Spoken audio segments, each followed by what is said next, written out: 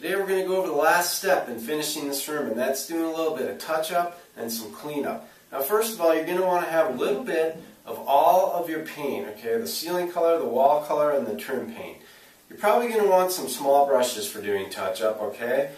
Here's 1.5 inches. This works quite well. If you're doing a little bit of wall touch-up, actually one of these disposable foam brushes can be real handy. Then you don't need to clean it all out.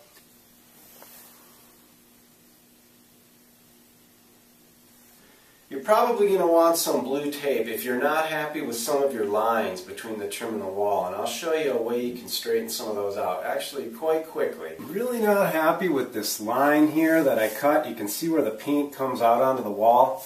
So what I'm going to do is I'm going to put a piece of blue tape on the trim very precisely and push it down as hard as I can.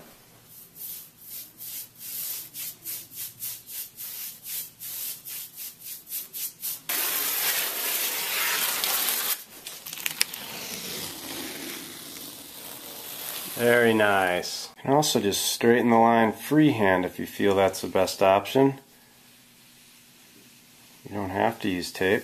That looks perfect. Now if you've got large areas on a wall that need touch-up, maybe you banged it with something, you might try a weenie roller, but really you might just need to re-roll the whole wall, because especially with dark colors, it can flash if you just walk up to it and go like that in the middle of the wall. You might be able to see that spot even though it's the same paint and the same color. Now you're going to want to check the ceiling. If you bumped it anywhere when you were rolling the walls, now's the time to touch that up.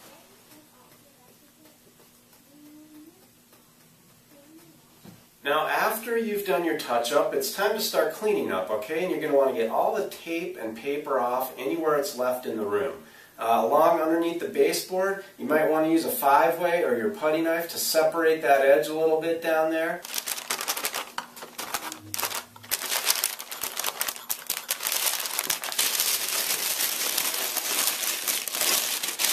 So you're just going to want to get all the tape off of everything. Now if the paint bled underneath the tape anywhere, you're going to want to take a damp rag and wrap it around the tip of your putty knife or your 5-way and use that to gently clean off any paint that maybe is on the hinges or on the natural wood trim. If you get it within a couple days with a damp rag and a putty knife like that, it's actually not too hard to clean off.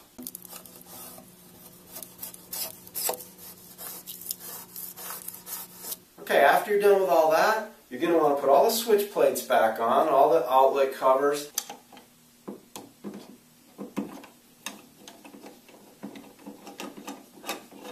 The fan blades need to go back on the light fixture, etc.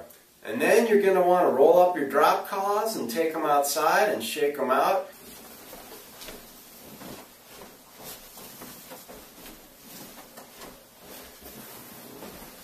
You're going to want to vacuum the entire room, and then you're pretty much ready to start moving your stuff back in.